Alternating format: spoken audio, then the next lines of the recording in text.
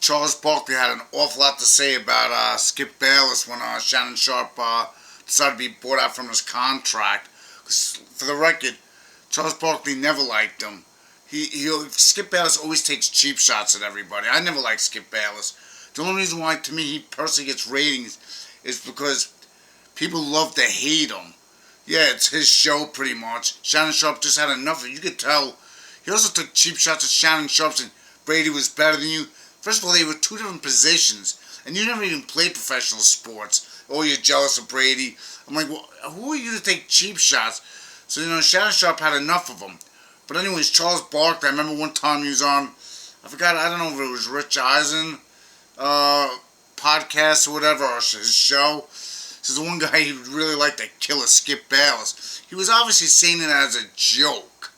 Obviously. I mean, he's not going to kill the guy. He'd like to, but he's not going to do it. He basically says, I'm not going to go to jail for it. It was a joke. But anyway, Skip Bayless, this is how stupid Skip Bayless is. He literally has his own podcast, Skip Bayless. So of course he has everything on paper and has to read notes. See, as you can tell me, I don't read any notes. But anyways, so he's like looking at his notes, because he can't remember what you were thinking. So he has his stuff written down saying, Charles Barkley, he's like him and his wife are afraid for the lives of him. He literally was calling Charles Barkley a scumbag. That's one word I remember. A psycho and stuff like along those lines. The funny thing is, if you're fearing for your life, why would you provoke a guy if you really think the guy's actually seriously going to hurt you? The guy's a moron. I can see why people get annoyed with Skip Bayless, because he's so hard to deal with, and he's too opinionated. And if he likes the team, and he'll give him all kinds of excuses. But if he really doesn't like the team or the quarterback, he'll say, the person just played like crap, it was their fault. I'm sure a lot of you have seen his nonsense. I don't even remember with Jenny Tapp, who was on the show, which I really do like. Now, granted, I felt like at that point she was a little bit out of line, because her job is not really to say things like that.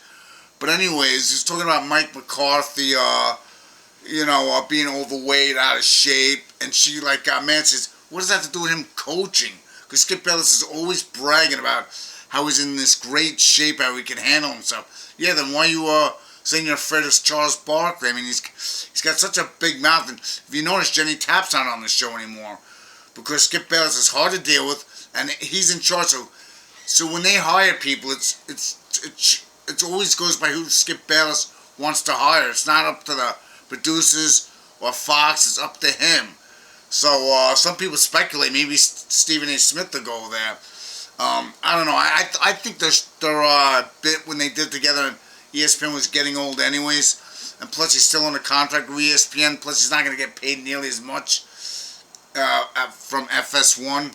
So just give me your thoughts on Charles Barkley. Do you think he's right or wrong? I think Charles Barkley is 100% right, because I think Skip Bayless has a big mouth, and Charles Barkley just doesn't like him, and he knows why. That Shannon Sharpe, because wow, good for him, he got bought out of his contract.